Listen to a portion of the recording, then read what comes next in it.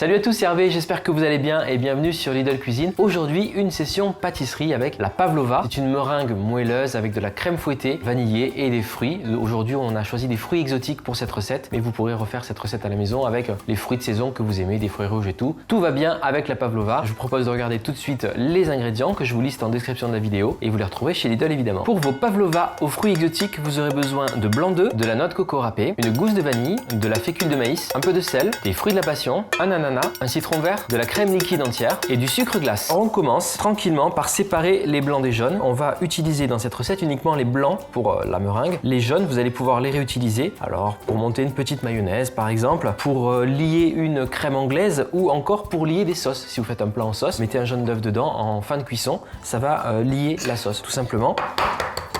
Ou alors dans des cookies aussi, ça marche très bien. Le jaune va rendre vos cookies plus moelleux. On n'est pas obligé de mettre l'œuf entier. Si vous avez des astuces pour réutiliser les jaunes qui vous restent dans une recette, n'hésitez pas à les partager en commentaire avec toute la communauté Lidl Cuisine. J'ai mes 4 blancs d'œufs. Vous allez prendre un batteur électrique ou un robot et commencer à fouetter les blancs. On va mettre une petite pincée de sel au démarrage et on y va, petite vitesse pour commencer.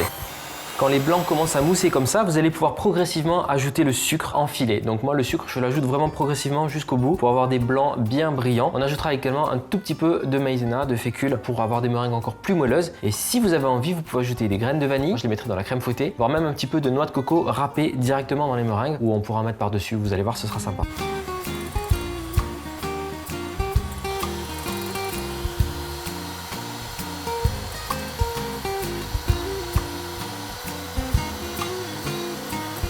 Ah voilà, vous voyez, on a une texture qui est beaucoup plus dense que tout à l'heure. Je vais ajouter ma fécule de maïs et fouetter à nouveau pour bien l'intégrer doucement pour pas que ça vole. C'est vraiment une cuillère à café. Allez, j'y vais à fond. Regardez la texture. Yes.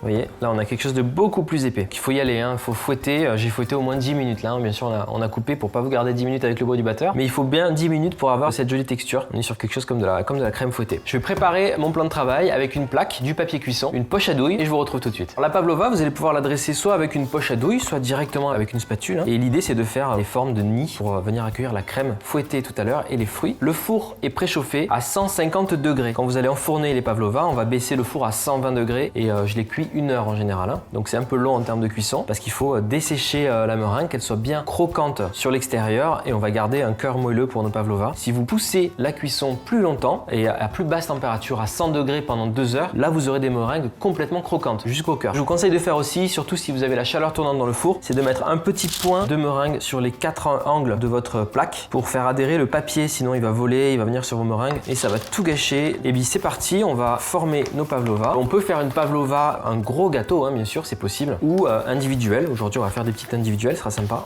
Et tout simplement, on va partir du centre et venir tourner autour comme ça. Et on monte. Ça n'a pas besoin d'être régulier. On veut pas quelque chose de parfait. On veut juste quelque chose de gourmand. Moi, je laisse volontairement, du coup, vous avez vu, un creux au centre pour venir garnir mes pavlova après. Je fais la dernière. Comme ça, j'en aurai 4. On peut, si on veut, venir parsemer un petit peu de noix de coco sur nos pavlova. Ça va donner un petit côté mat qui sera très sympa. Et on est parti pour 1 heure de cuisson. Ça vous laisse largement le temps de faire autre chose. Et notamment, après, de monter la crème fouettée avec la vanille. Préparez tous vos fruits, l'ananas et tout. On a un peu de temps de préparation avec les fruits, donc ce sera parfait. On va prélever la pulpe des fruits de la passion, donc vous les coupez en 2 simplement. Les fruits de la passion, s'ils sont un peu fripés, c'est pas grave, ils sont mûrs en général. Là, avec une cuillère, on va venir racler les graines à l'intérieur et vous les mettez dans un petit bol. Ce sera pour la touche finale, les fruits à mettre sur les pavlova. Donc ça, vous en retrouvez des fruits de la passion facilement au rayon fruits chez Lidl. Ils sont par 3, c'est parfait pour la recette. Le fruit de la passion, il est super intéressant dans une recette sucrée comme la pavlova pour son côté un petit peu acidulé. N'hésitez pas, c'est un peu comme le citron. D'ailleurs, on a du citron vert dans la recette. Ça vient casser le côté sucré. Même si vous faites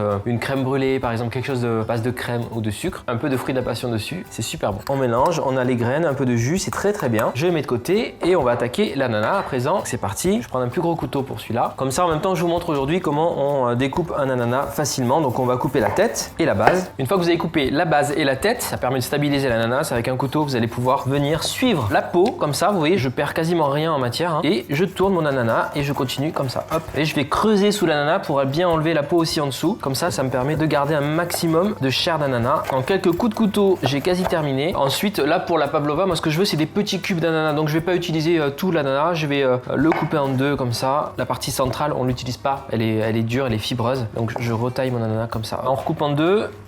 Et on se fait des petits cubes, tranquille, comme ça. Je fais des petits cubes jolis pour nos pavlovas. Donc il n'y a pas besoin de beaucoup d'ananas. On a ça, on a le fruit de la passion, la noix de coco, un peu de citron vert dessus. Vous allez voir, ça va être très bon. Je vais réserver mes petits cubes ici. Dans la série des fruits exotiques, on pourrait aussi ajouter des petits dés de mangue. Si vous avez envie de mettre de la banane, c'est possible. N'hésitez pas, dites-moi un petit peu en commentaire quels fruits vous aimez bien sur la pavlova comme ça, en dessert. Moi, je vous avoue que j'ai quand même un gros coup de cœur quand c'est la saison sur les fraises. Des fraises fraîches comme ça avec la meringue moelleuse vanillée et la crème fouettée, c'est quand même le top. Et on peut même assaisonner ces petits cubes d'ananas. Un truc sympa à faire, c'est de mettre, si vous avez à la maison et que vous aimez bien, un peu de rhum ambré, une cuillère à soupe de rhum ambré dans l'ananas avec tout petit peu de cassonade. Surtout si l'ananas est pas très mûr, là il est parfait, il est bien mûr, mais s'il manque un peu de sucre, eh bien ça fait une petite marinade au rhum comme ça. Vous m'en direz des nouvelles. Sinon on garde juste le côté frais. Je vais mettre un peu de jus de citron vert et de zeste de citron, vous allez voir. Pour l'ananas, on va le réserver au frais, super important. Je vais mettre un petit peu de zeste de citron vert dessus, commencer à booster un peu ma recette et du jus,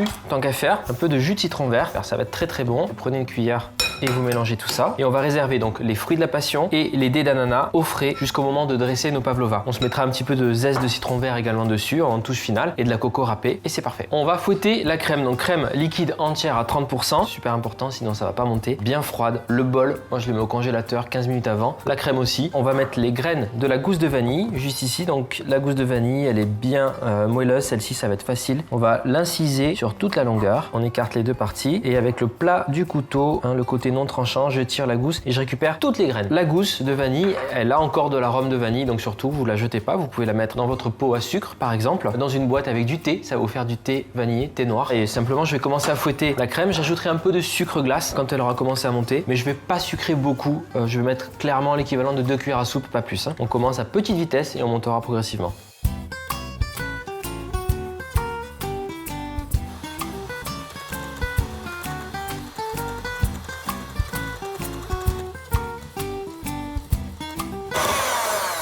Voilà, c'est parfait, regardez, c'est parfait, j'ai une jolie crème fouettée avec les petits grains de gousse de vanille, c'est top, peu sucré, vraiment 2 cuillères à soupe de sucre, parce qu'on a quand même la base de la pavlova qui est très sucrée. Et on est très bien, on peut réserver cette crème au frais, vous pouvez utiliser une poche à douille pour la décoration tout à l'heure, je pense que c'est ce qu'on fera. Il ne reste plus qu'à attendre que les meringues soient cuites, refroidies, et on pourra garnir avec la crème et les fruits. Eh bien, on va être prêt, vous voyez, elles sont cuites au bout d'une heure de cuisson, on a des pavlovas nickel, cuites dessus, dessous, avec